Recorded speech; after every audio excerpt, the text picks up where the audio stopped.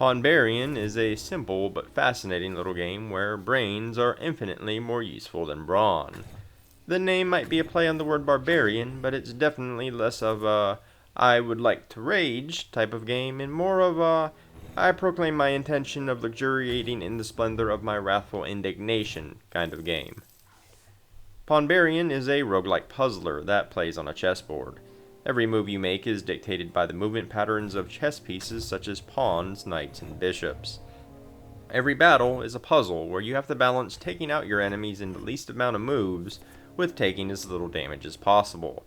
The quicker you clear each stage, the more gold you gain for upgrades, but if you risk too much on a queen's gambit, the only thing you'll be checking is a game over screen. Pawnbarian is an incredibly simple game to learn, and can be played solely with a mouse. Each turn, you draw 3 cards that correspond to different chess pieces, and you move your character around the board by playing those cards. If you play a rook, you can move as far as you want in an orthogonal line. If you play a bishop, you can move diagonally instead. Landing in a space occupied by an enemy figure defeats them, and that's pretty much the game. If you aren't familiar with chess, the concept should still be easy for anyone to pick up and play.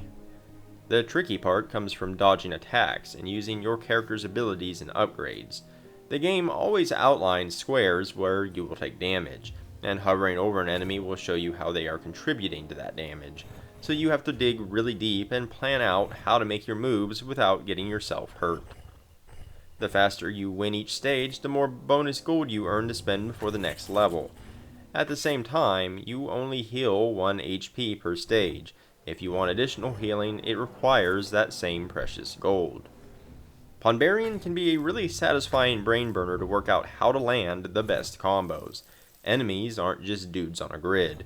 Each one has different quirks, such as being invincible as long as you're adjacent to them, or spreading a blight around the board that can inflict damage. You have some tricks of your own too. Every card can be upgraded with 4 different effects: a shield that protects you from damage, a bonus action, or 2 different abilities that attack spaces orthogonally or diagonally adjacent to you. It might not sound like much, but choosing what cards to upgrade really does matter, because each of the game's 3 dungeons has its own approach and strategies that you'll need to use.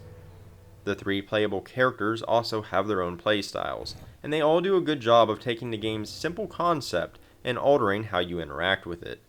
The Pawnbarian, for example, focuses on pawns, and can turn them into queens during battle, while the Templar can gain extra actions by using 2 knights in a row. The game's visuals are simple but elegant. Its design remains consistent throughout the whole game, lending Pawnbarian a distinctive identity in a crowded market of puzzle games.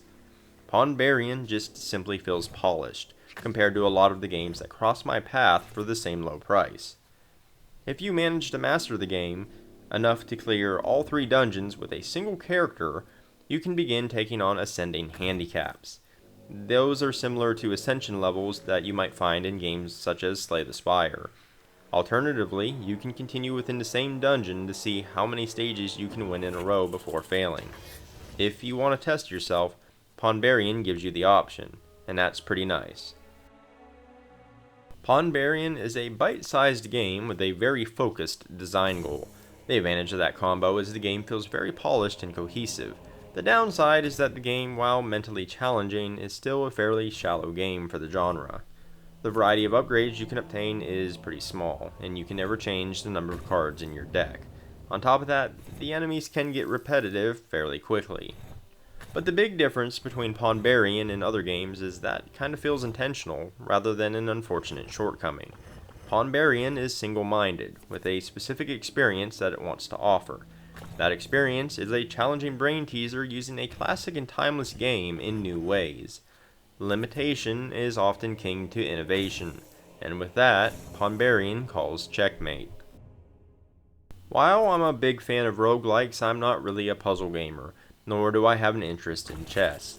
Despite that, I still managed to enjoy Pawnbarian, so I'd have to wager that it would be that much more impressive to someone that had even a passing interest in either one.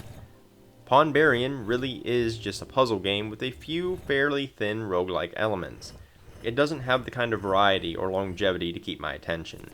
Once I played all the characters and beat all the dungeons, I was ready to say goodbye. I had a good time, but no urge to play again, and maybe that's okay.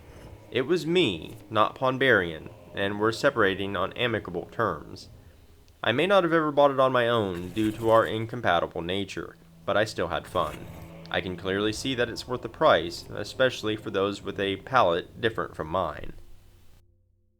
To recap, the pros. It has elegant visuals and a consistent theme. The gentle twisting of chess mechanics makes for an interesting brain burner. 3 characters and 3 dungeons feel different mechanically, and it is a pretty inexpensive game. The cons. The game's longevity is limited with minimal upgrades and enemy types. While technically a roguelike, it feels far more like a standard puzzle game. Who would enjoy this? Fans of chess. If you like puzzle games for the sake of being puzzle games. You want a focused brain-burning challenge to master. You want something cognitive that you can understand and play within minutes. You enjoy games like Road Not Taken, Crummets Tale, or Rogue Summoner. Who wouldn't like this? If story is important to you. If you want a deep and varied game. If you want a game with high replay value the genre is known for. You don't like the idea of starting over if you fail, or you want something easy. To crush your enemies, see them driven before you, and to hear the lamentation of their women. If you enjoyed this video, liking and subscribing is immensely helpful. I've also left a couple links down in the description below. One to my website where you can find the bulk of my written content, and a link to my Ko-fi page if you feel like throwing in a donation. In any case, thanks for watching, and until next time.